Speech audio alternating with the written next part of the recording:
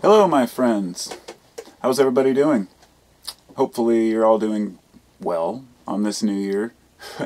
It's actually the 9th today, I believe, of January. And, I realized I haven't made a video really since the beginning of the new year. And, in the last few days, I remember keep telling my wife, all right, I'm going to go out and make a video. I'm going to go out and make a video. And then I just never do. I never feel like I'm really up to it.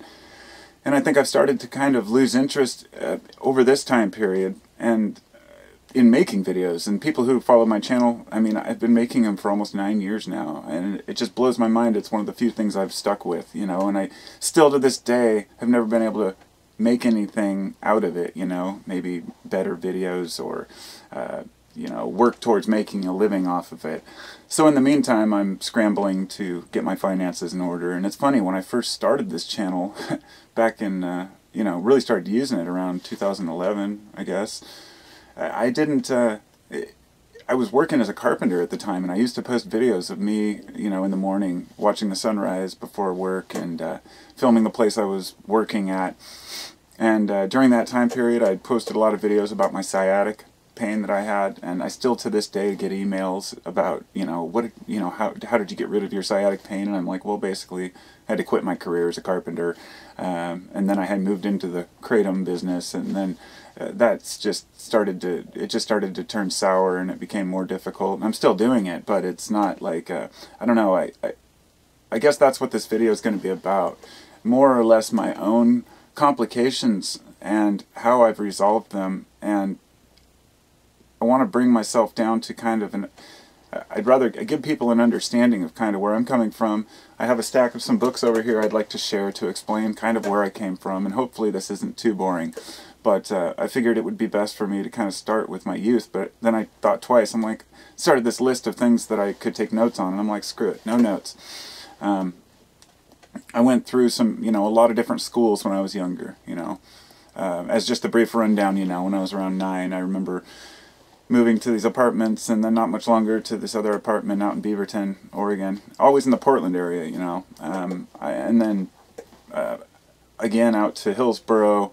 And I thought about the two places I was at, and I was thinking about how, oh yeah, well, when I was living in these apartments, there were these black kids next door that were always breaking my toys and beating up and harassing me, my brother and I. And then when I moved out to Hillsboro, which a lot of people call Hillsburrito because it has so many Mexicans, and there's a place there called Shoot Park, which people call it Shoot Up Park. It gives you kind of an idea of the place, and it wasn't that bad back then, in the late 80s. But still, there were a lot of Mexicans in my neighborhood, and they would pick on me. I remember they took this huge dirt clod with rocks and grass and laid it on my back and forced me to count to 100. And and as a kid, I had all these people harassing me, and I never questioned whether they were black or Mexican or white or blue or green. I guess I just bring that up because it occurs to me, it's funny how people turn out different according to, how we've been treated by others. I don't know, it makes us so much of who we are. I'm just glad that I didn't turn out to be a racist asshole or something, but that was a small part of my life, and one that I didn't even think about. And I just mention it because as I was growing up, as soon as I left that Hillsboro, I moved out to, my parents got a divorce at that time, which I didn't think affected me, but of course it did. My mom took my brother, and my dad took me, and him and I moved to Oregon City. And I was halfway through 6th grade at that point, and of course within 2 days of being there, somebody comes up to me, they're like, oh hey, so-and-so, he's the school bully, he wants to kick your ass. I'm like, why? I'm like, oh, I don't know. And so I had to fend for myself that whole year, and then we moved again to Lake Oswego, to this more affordable part of this rich town, if you will. And then I went to school with rich kids through junior high and part of high school, till I got caught with a bong. And at about that time I was a skater, punk, long-haired, heavy metal, Hesher kind of dude, hanging out with the wrong crowd. Brought a bong to school, showed my friend who was in this sobriety group because his mom caught him smoking weed, so he had to go into this group. One of the other people who was in the group saw it, told the counselor, the principal called me into his office, and I gave him the bong, but meanwhile I was able to slip all my pipes and everything else I had, my weed, under my armpit, because it was all in this one little bag. my mom comes down there and just tore the guy a new asshole, you know. We're like, basically, screw you guys. And he's like, well, you know, they want to expel me. They wanted me gone from that school so bad that right at the beginning of my sophomore year, they paid for me to go to a alternative school, which was way out in Northeast Portland. It took me like an hour to get to school every day. Maybe an hour and a half. It was harsh. I had to take 2 buses and get up really early, but I did it, and I was dedicated. And it was called LEC, Lentz Education Center. Small school with young kids and all the way up through, you know, high school. Probably only like 25, 30 kids in the little school. It was just like a house-sized kind of place with like 5 or 6 classrooms. And no homework. Everything's there. So all the work you do there.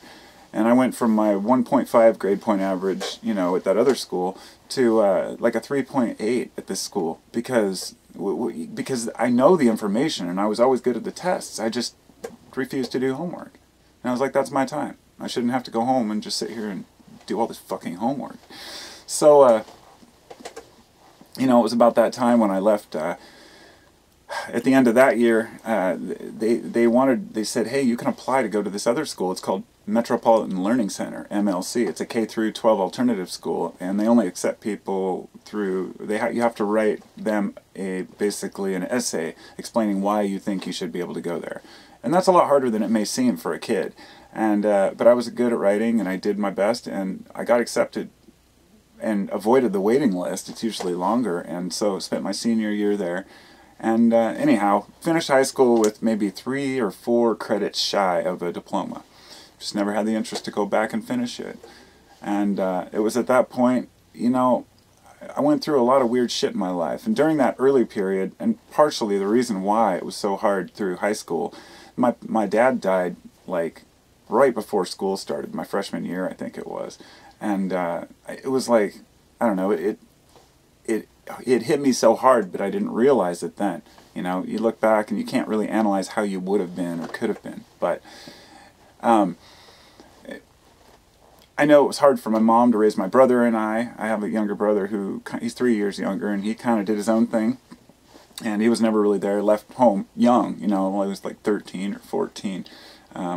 Went out and kind of, him and I were both doing our own, we both became like kind of hippies at that point. And as we got older, we were both going, you know, enjoying Fish shows and Grateful Dead shows in the early 90s, and got to see at least 10 or 11 shows with when Jerry Garcia was still alive, which to me was just an amazing experience, and it really, I don't know, changed my life in many ways to see, you know, there's always a dark side to everything, but the good people that I have met, you know, have really opened my eyes, you know, to a lot in life.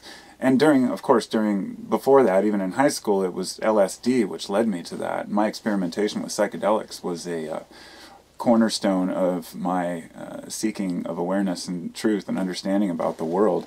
I read a lot of kind of, you know, metaphysical, occult type books and tried to understand the world around me, but and went through a lot of phases. And then, you know, then I went and lived with a few friends, then moved back to stay with my mom for a bit. Then I met my wife, and she had a young son who was 3 years old. And it was at that time I totally changed everything about my life. I said, you know, it was a kind of a decision, a period where we were dating, and I was like, I love this woman, it's amazing, but, you know, having a stepson is something I've never even imagined. And I thought, you know, am I ready to be a dad? Can I even be a good dad yet? You know, but it just comes natural. You do the best you can. That's all any of us can do. And so anyhow, long story short, we got together and moved in together, and we've been together for exactly 20 years. This past New Year's Eve was our first date 20 years ago.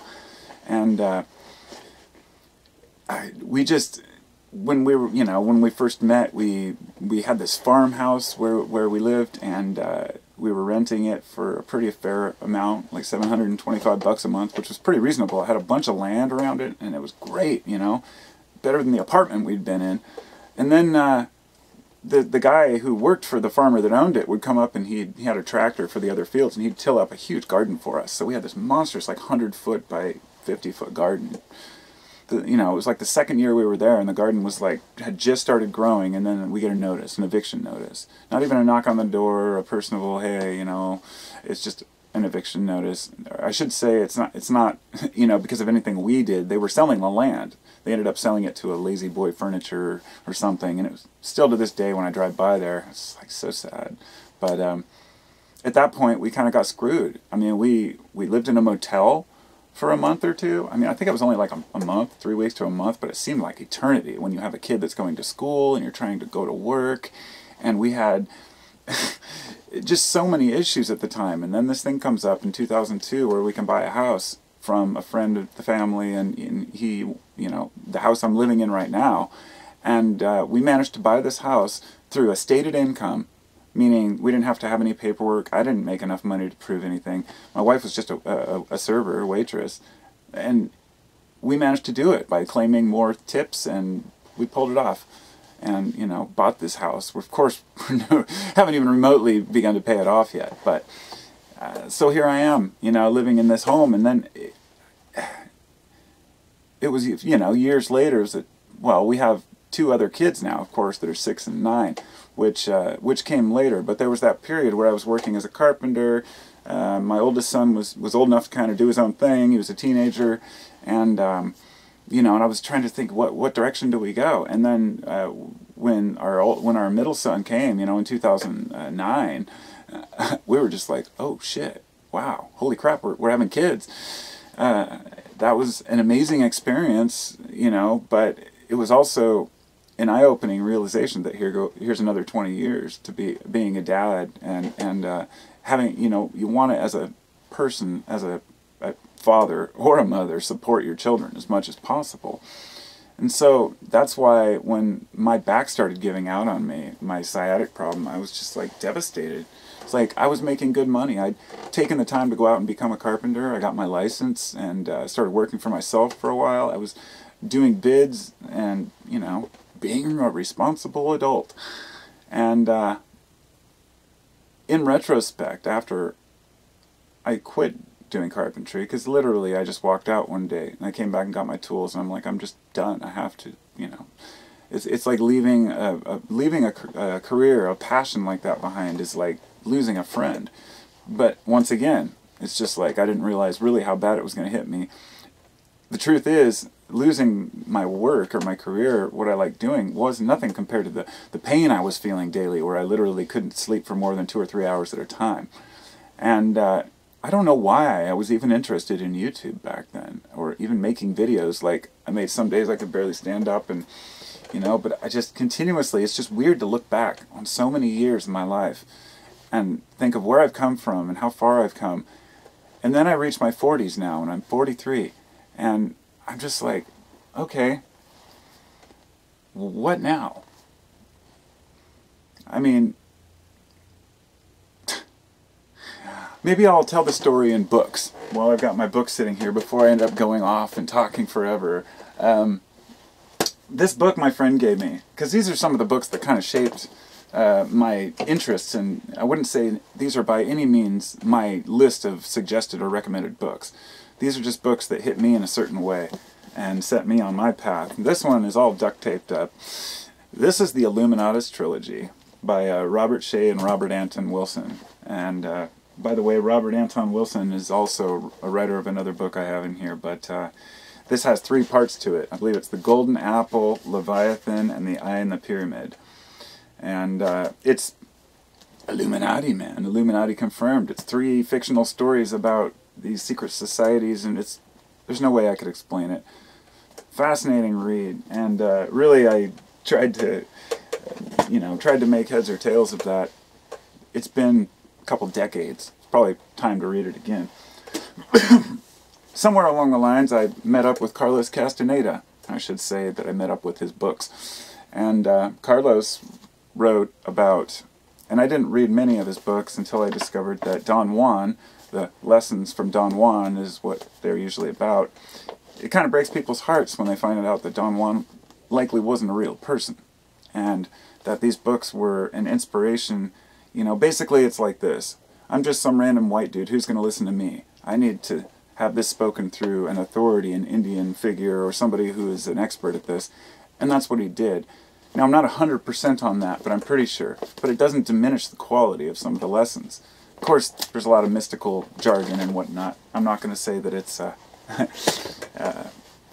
all accurate by any means, but definitely an interesting read. Somewhere in the early 2000s, I got a hold of this book. I bought this, actually bought it at the bookstore. The Holographic Universe by Michael Talbot. A remarkable new theory explains of reality that explains the paranormal abilities, latest frontiers of physics, and the unsolved riddles of brain and body. And I'll just say that I don't know what to make of this because it's been a long time since I read it, like 10 years, 15 years. But it was a very interesting look at, I don't know, it gave me a different perspective on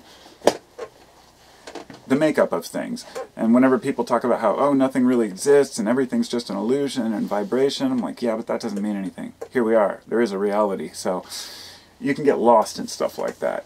Just like you can get lost in stuff like this. 2012, The Return of Quetzalcoatl. Quetzalcoatl was like the serpent dragon that was this guy, Daniel Pinchbeck, who wrote this. If I'm not mistaken, I think he passed away. Yeah, within the last 8-10 years or something. But I might be wrong, but I think he did. He wrote another book, Breaking Open the Head, which was really weird, interesting. He was very into psychedelic research, kind of. I found there's a lot of dirt on here, but anyhow, it's this one. The reason I brought this up was because during 2011, when I was looking forward to 2012, you know, I really believed at one time that something was going to happen. I was kind of a believer in that some prophecies must be true, and there's got to be something out there, some direction to understand where we come from, where we're going, and I never found it. And that's why I realized I didn't resign in defeat. I rather resigned in with relief that we don't have to pick and choose through which books are going to tell us what's going to happen in the future, because it's up to us and not up to us at the same time. It's fate. For a brief period, I was into Kundalini yoga, and Kundalini, the idea of releasing the Kundalini energy, if you will. I flip right to chapter 9, Kundalini and hallucinogens. That's funny, because basically I came to the conclusion that Kundalini experience could be very similar to an intense psychedelic euphoria, and but I think that many of the Eastern traditions, because I passed through many different, you know, fascinations with Buddhism and Hinduism, and until I discovered the little problems with all of them, and I've even, you know, for the sake of accurate research, you know, I haven't read the whole Bible, but sections of it. I've read a variety of different books, the Book of Mormon. You know, I want to give a look into all the other people around me and what they're into. You know, these are my neighbors, my friends. You know, I want to understand even the Christian. I may not agree, but you know, that's okay. Nobody's ever going to totally agree. And somewhere along the lines, I picked this up, DMT, the Spirit Molecule.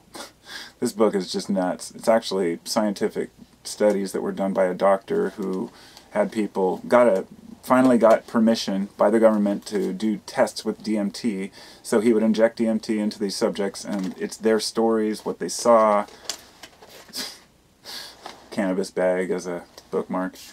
I'll just say that it says a doctor's revolutionary research into the biology of near-death and mystical experiences. And basically it gave me a new appreciation for the human mind and how we can manifest our own realities. I still question whether other entities and dimensions that we encounter really exist, because I've seen things I could never begin to explain in the sky and in my mind. And but that's okay. That leaves the door open, because I've learned not to draw conclusions. It's really easy to start believing our own hype. So it's hard to know anything for sure. It is. And then you read a book like this. This one I got from my wife. I had asked for it for Christmas one year. The Secret Teachings of All Ages by Manly P. Hall. And this book is basically everything from mysticism through the occult. An encyclopedic outline of Masonic, Hermetic, Kabbalistic, and Rosicrucian symbolical philosophy. And a lot of people instantly think Satan. They think, you know, people who are... there's a large amount of people out there who really think that Manly P. Hall was satanic, not realizing that just because he spoke about Lucifer didn't mean that he was a Satan worshiper, because Lucifer really meant light bringer. And I won't get I'm not even going to debate the issue. It's just, I'm just pointing it out that this, because it goes nowhere when you do. You know, it's almost, these people who studied things like this have had to hide through history because they were so persecuted. And that hasn't changed today. But I find it fascinating. And somewhere along the way, I ordered this, Robert Anton Wilson, Prometheus Rising. Now this dude is either totally nuts or completely genius. And I figure it's worth reading just for the sake of knowing that you can't tell the difference sometimes. He wrote a few other books, including that Illuminatus trilogy. This one is, I can't even really explain what it is, but it's kind of a new theory. It's got things like run to the litter, alpha male theories, confidence and defeat, and how it's just very awkward and strange look at the human mind and his version of our neural circuitry. And the more you read, and really read, you know, the internet just doesn't do it. We can't get through just reading articles. You get into a book that somebody put their time and their heart and soul into, and then it doesn't have to be true. Because so many of the books I've read have turned out to be bullshit. You know, I watched The Secret years ago and thought it was, oh my God, that sounds great. And I've read like Deepak Chopra and some of his stuff, Third Jesus and a variety of other books, which give people hope that they're all powerful and you know, that you're these beings of light. And all of it set aside, there's a whole aspect that's left out, the reality of dealing with life. And life is more complicated for some than others. So, and then the final book I have here, which just, Hallucinations by Oliver Sacks. I believe Oliver Sacks passed away recently, if I'm not mistaken. This book is phenomenal. It is completely dealt with, I mean, it goes into different types of hallucinations, musical hallucinations, smells, the idea that people can actually, with certain types of brain damage, they will see little people or walk across the floor like regular humans, smaller size, maybe on their table, or sailing a ship or driving a car across the wall, these kind of things, and otherwise be totally coherent. And that up to 10% of the population has had some of these cognitive hallucinations at one time in their life or another. And they can be induced by stressful situations. And basically it tells you that, you know, the guy who's running out there screaming that he's Jesus probably isn't Jesus, which we already know. But the fact that through history, madness has driven people to really believe what they're seeing and what they feel. There are several different terms for it, but there's also the kind of the schizophrenic attitude or hearing voices, which, why wouldn't you attribute them to be from God if you're hearing voices? And think about how many people today we institutionalize.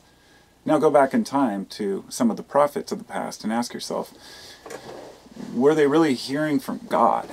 And how do we know? And maybe that's why I'm so dismissive of religion.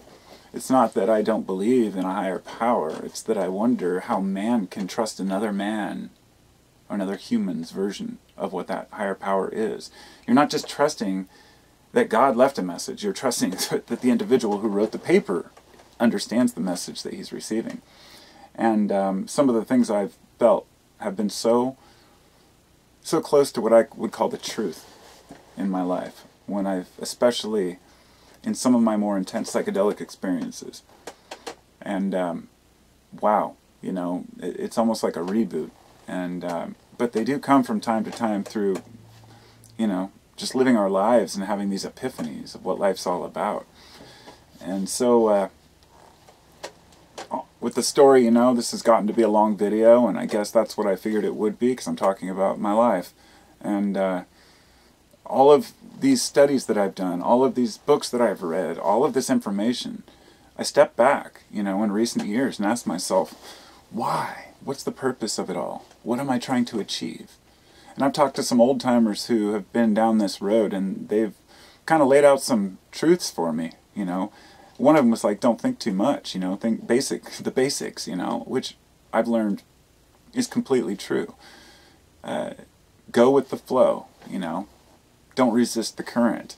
Accept your fate, accept that you will die. Understand yourself, understand others, you know. You hear about people lying on their deathbed and the things they say they regret. What are they? You know? Was it not getting more money or pursuing more pleasures? No. It's always down to family and friends. It's always that, why didn't I love my family more or love and understand the world more? And we can learn a lot from people who are dying, I gotta say. So it's something that keeps us humble, but we also have to survive. And that's the other thing. You can't lean too far one direction. And at times in my life I've leaned too far into maybe one direction or the other, whatever it might be, and I've always tried to right myself and keep myself on track. I haven't fallen too far down any pits yet to where when I found out something wasn't true, then I was devastated. Because I think that that's I think that's what we should all yearn for to an extent, is to be able to accept anything that comes our way with shrug of the shoulders. Doesn't mean we can't be excited or be sad, or mad, you know, depressed, whatever it might be. But to really ask ourselves, what do we want out of life, and to realize that we just want to be happy. We tend to overlook the times when everything's normal. And when things are going really well for us, we take it for granted. We can't help it. I've been kind of, you know, listless lately, you know, like not sure what to do. You know, I'm trying to kind of figure out a new career path, something to do with my life, you know, with my energy that I have. So I've been writing, and I've been writing various papers, and instead of making videos or reading them, I'm going to compile them into a book and hopefully publish a book. It's something I enjoy doing and something that I've wanted to do. But you know, no matter what we do, we're never really satisfied. I guess I can only speak for myself and my own chemistry, but we're never completely satisfied, I don't think. There's always, it's a matter of learning to just say, okay, I'm happy enough. Because when we're looking to gain more, you know, we're always looking to move up, there's going to be a plateau. You know, that's going to happen, of course, but I'm not talking even financially. It's difficult to explain, but I think you all know what I mean. It's like, there's always something bugging us, something we want to get done. And for me, for example, you know, of all the problems I have in my life, financial and taxes and all kinds of other problems, the biggest one that bothered me every day was waking up in the morning and feeling all my broken teeth and knowing, oh shit, I'm going to have to spend a bunch of money and I'm going to have to go sit in the dentist's office because I hate the dentist and get all of this done. And then last year, you know, sometime I finally decided to just, you know, bite the bullet and go, or 6-8 months ago, whatever it was. And for the years, I was missing a tooth here. And then I got a bridge and a couple of crowns, and it was fixed. Well, over the past 3 or 4 months, I've gone in, and I have gotten, yesterday I went in, and I was in there for 2.5 hours, I think, getting the three back molars completely replaced on crowns because they were totally destroyed. They'd already been, you know, they already had fillings in them that were like 50% of the tooth, and they were going to crumble and fall apart. So managed to get the last 3 crowns. They're not the permanent. These are just the temporaries. But every single tooth on the top of my head is a new one. And now I only have like 1 or 2 to fix down here. And of course I'm missing a bunch, but I don't care. I just wanted not to feel tooth pain or to have rotten teeth when I smile. So my point is that here I am.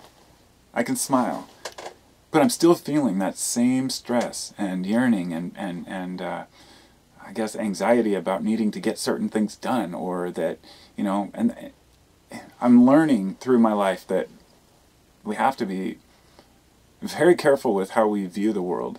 When I'm on a positive streak, I can tell, and when I start to fall from grace, I can tell also. And I'm going to get right back on that train and get back to being the Josh the Carpo that I want to be, you know, because I'm the only one that can do that, and I know that. And so I guess by sharing my life, I hope to inspire anyone out there who's going through similar problems. You know, it's been a rough year. I've got a lot of emails lately from people saying they've had a lot of issues, you know, and that's, I guess, just how it goes, you know. It's kind of you know, postpartum depression after you have kids. Well, you have that post-holiday depression too. And you get all the excitement of whatever season it is, and it fades away, and we just wait for the next exciting thing. And that's why I always have concerts to go to in the summer. So anyhow, I've burned your ears enough. I hope you all have a fantastic day, and I'd like to keep making YouTube videos for years to come, so I hope I continue to have the motivation to do so. All y'all make it worthwhile. Take care, peace, and love, and all that.